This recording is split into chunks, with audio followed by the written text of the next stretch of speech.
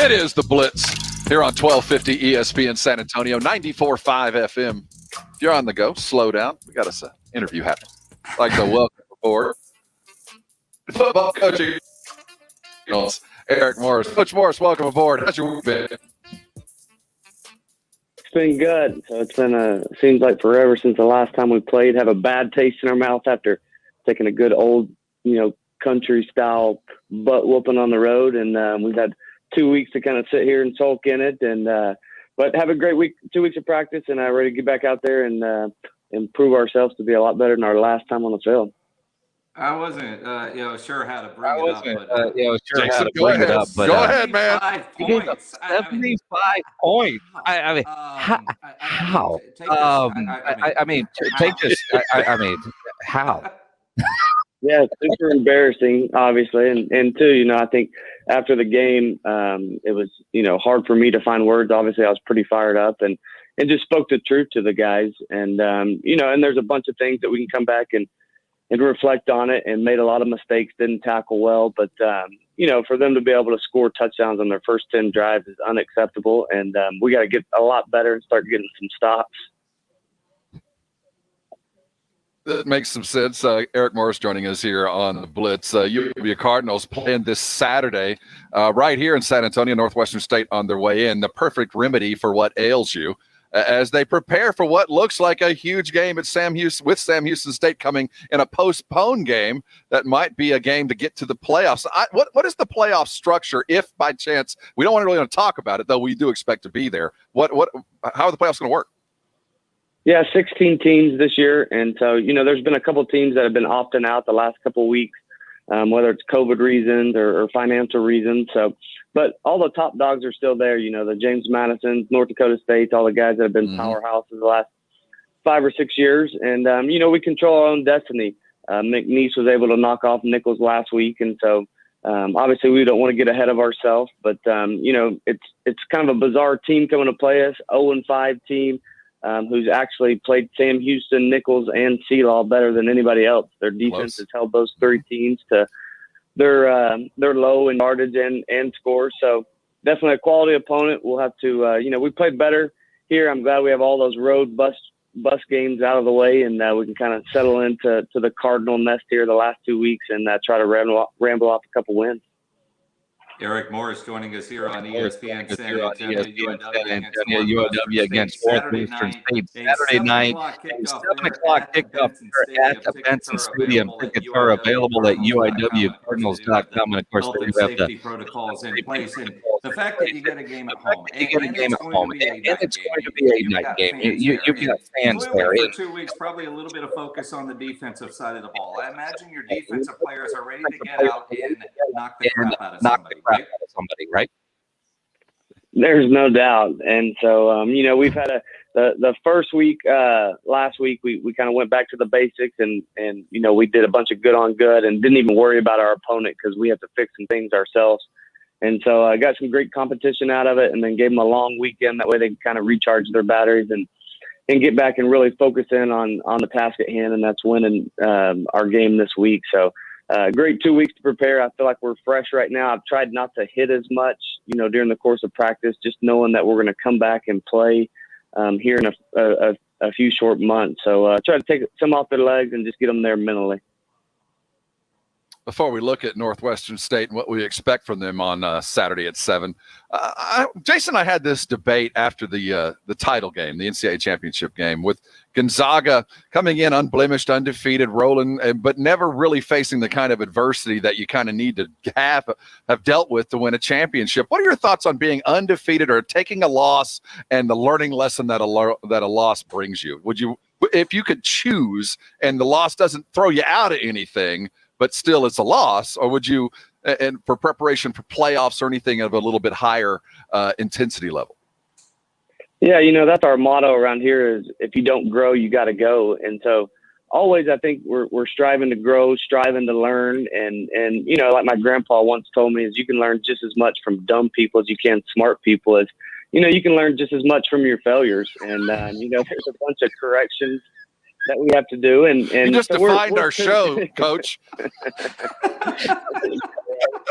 And it was funny. He just always would tell me to pay attention, to learn from other people's mistakes so I don't make the same mistake that they made. So that's something that's always stuck with me.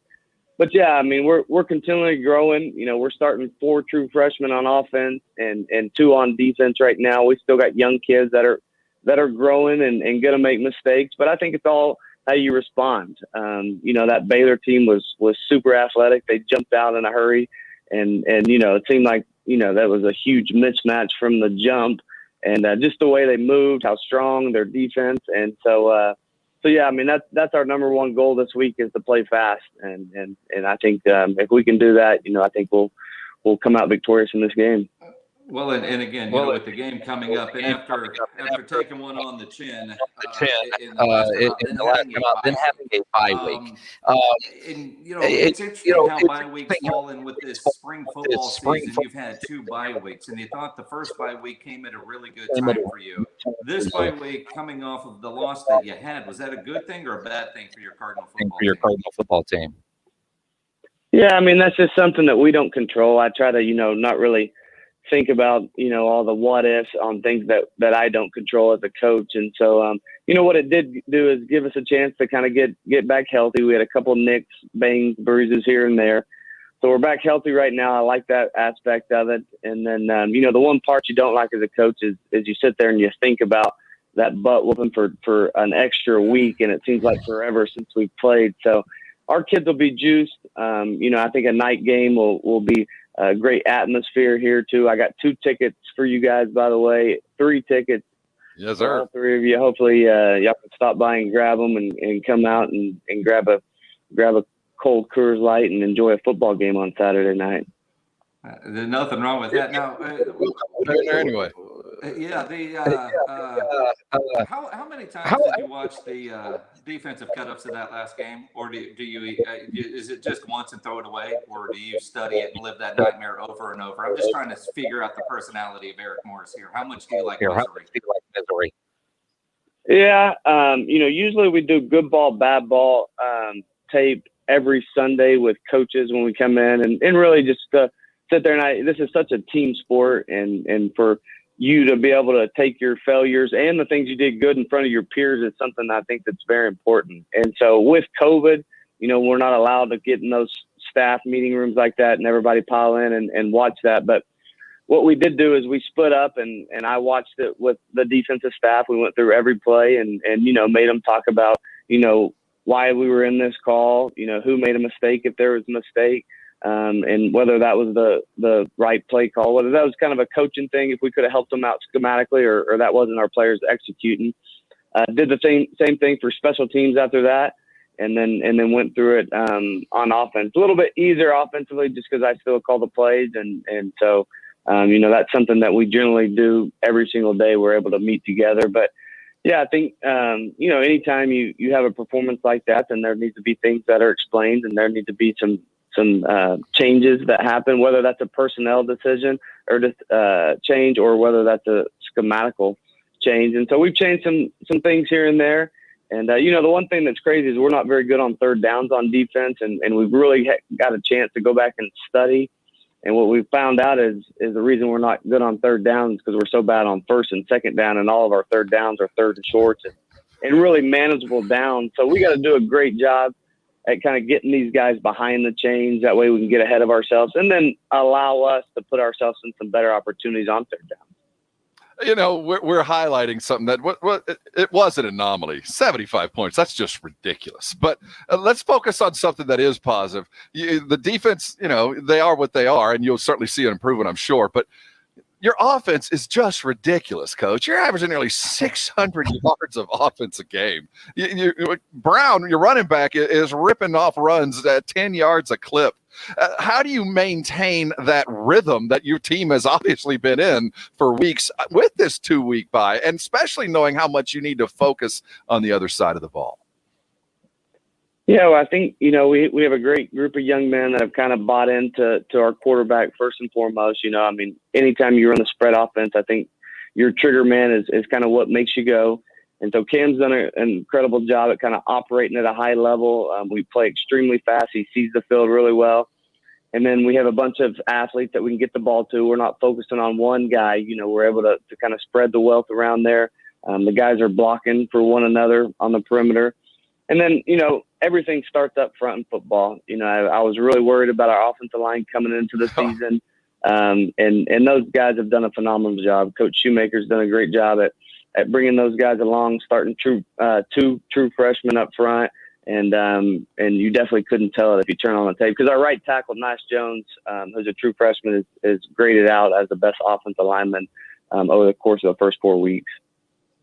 Well, you've only given up 2 tackles all season. I mean, your offensive line is ridiculously good. There's certainly credit that needs to go there. Now let's look at Northwestern State. Obviously had the troubles. The record does not represent their ability on the football field. You spoke to their defense. Talk about what their offense does and what you're prepping for with the defense to slow them down.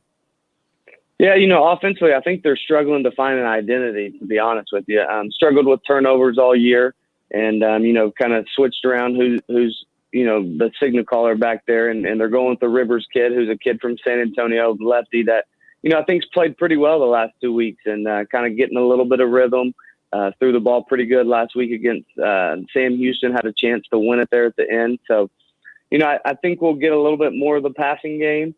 And then obviously, you know, after watching our tape 2 weeks ago, you know, we're going to have to stop the run. I mean, anytime you can't stop the run, that just opens up the whole entire playbook, and then, you know, start stacking everybody in the box and they play action you and throw it over your head. So that's been a big emphasis. We got to stop the run. And then this quarterback is a lot less dynamic with his feet.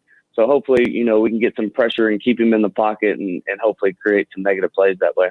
Is he the kid that was from Stevens and ended up at UTSA, transferred over, I believe, right? So yeah, keep him in the pocket. Yeah, definitely. Keep him in the pocket. And that also tells me he's probably going to have, you know, a fair amount of friends and family in the stands there at Benson. So, you know, you definitely need more Cardinal fans to show up just so he doesn't feel too at home, right? Yeah, no doubt.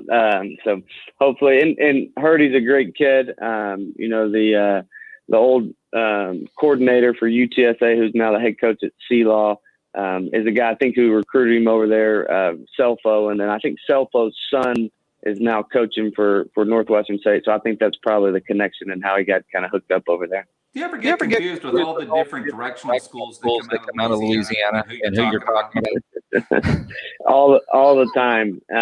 These are the Demons, though. I think that they have one of the best mascots. They have a great logo on the side of their helmets. I'm a big mascot guy, so I will give them that is where credit's due is they have a great mascot and a great logo. Coach is a mascot guy, and got the quote of the day, Coach, is our problem on third down is we're awful on first second. That you need to put that on a plaque and just remember that's John McKay level stuff. Our problem is what we've done in the past. Outstanding, Coach. We're excited about the team. There's certainly a lot of offense to be had, and just a couple of tweaks. I think we're headed toward the playoffs, and you can go watch them this weekend and next 7:00 night game down at Benson Stadium. Go check out your UIW Cardinals. They're a winning football team and lots of fun to watch. Coach Morris, you got a fun team. We're looking forward to Saturday and then the following week with Sam Houston coming to town. I appreciate it, and I got faith in our defense too, and our coordinator over there, and they'll snap back this week. Can't wait to watch those guys fly around and make some explosive plays on D. Coach Morris, good luck. We'll talk to you next week. Thank you, sir. Bye. See ya.